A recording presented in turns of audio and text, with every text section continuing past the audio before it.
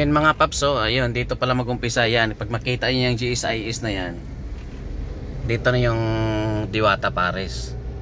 Yan ang haba ng pila mga paps, so yan, papasok yan sa Diwata Pares. Pero ngayon, parang walang pila ngayon mga paps.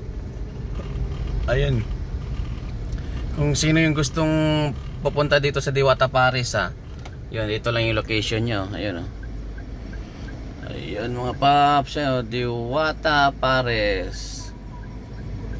Ayan.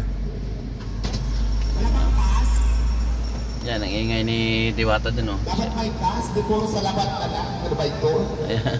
Isang sabon, na ganyan, no? Charot lang.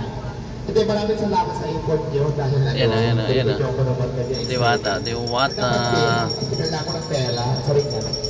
Ano sa inyo ko yan? Ano, ayan. Konti nga yung pila mga paps.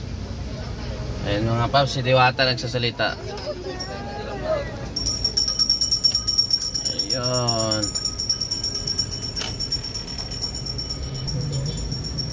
Ayun mga paps, kung sino pala yung gustong magpunta dito kay Diwata Pares.